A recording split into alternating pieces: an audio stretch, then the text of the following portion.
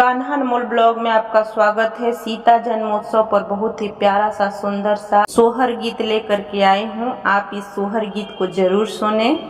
राजा जनक जाल नहाए त रानी से रज कर, रानी से रज कर हो रानी, लिपि देहु पूजा के कोठरिया, धनुष हम पूजब, धनुष हम पूजब हो रानी, लिपि देहु पूजा के कोठरिया, धनुष हम पूजब, धनुष हम पूजब हो।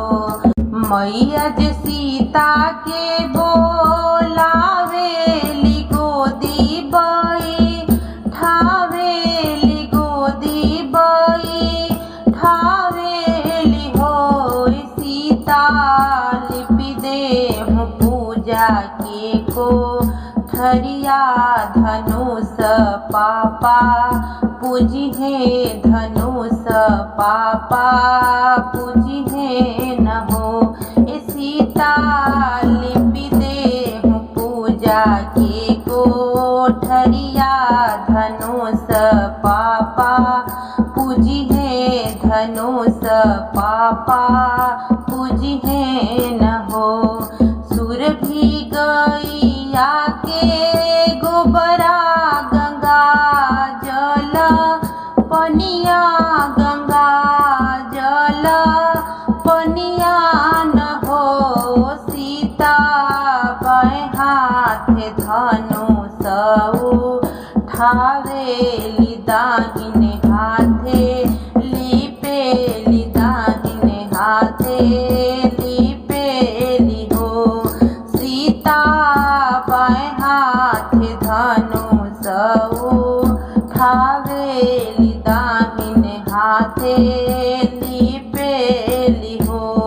नहाई धोई राजा लौटे अंगनमा में, खड़ भइले अंगन बीचे, खड़ भइले हो रानी के, लिपले पूजा के कोठरिया, त हम के बतावा, हम के बतावा हो रानी की, लिपल पूजा के कोठरिया, त हम के बतावा, हम के बतावा हो। सुंदर सुशीला मोरी बेटी त घर के लक्ष्मिया, त घर के लक्ष्मिया न हो स्वामी जी, सीता मोरी लिपली कोठरिया, देखत नीक लागेला, देखत नीक लागेला हो राजा बेटी मोरी लिपली कोठरिया, देखत सुंदरे लागेला हो।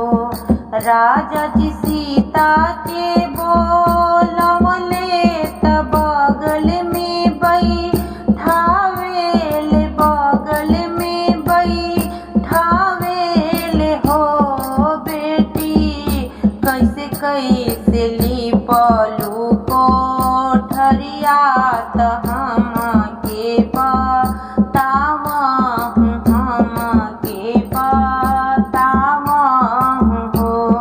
सुरभि गैया के गोबरा, त गंगा जल पनिया, त गंगा जल पनिया न हो पापा, बाएं हाथ धनुष उठवली, त दाएं हाथे लिपनी, त दाएं हाथे लिपनी न हो पापा, बाएं हाथ धनुष उठवली त दाएं हाथे लिपनी न हो।